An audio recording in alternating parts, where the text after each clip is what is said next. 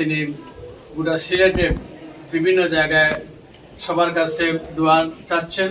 তারই অংশ হিসাবে আজকে আমাদের সিলেট আইডিয়াল মাদ্রাসার ওনার অত্যন্ত সুন্দর স্বপ্নের বাস্তবায়ন আজকে বাংলাদেশ তথা বিশ্বে অন্যতম শিক্ষা প্রতিষ্ঠান হিসেবে আত্মপ্রকাশ করে যাচ্ছে।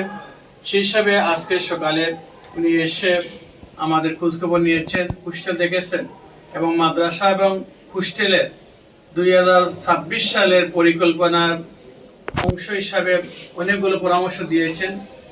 সম্মানিত উপস্থিতি, আমাদের আজকের এই কোমলমতির শিক্ষার্থীদের উদ্দেশ্যে সম্মানিত প্রধান অতিথি সিলেট আইডিয়াল মাদ্রাসা শ্রদ্ধেয় গভর্নিং চেয়ারম্যান, আমাদের সকলের শ্রদ্ধেয় ব্যক্তিত্ব, আমাদের একান্ত অভিভাবক শ্রদ্ধেয় মাওলানা হাবিবুর রহমান হাফিজাহুল্লাহকে আমাদের সবার উদ্দেশ্যে বক্তব্য নিয়ে আসার জন্য সবিনয় অনুরোধ করছি।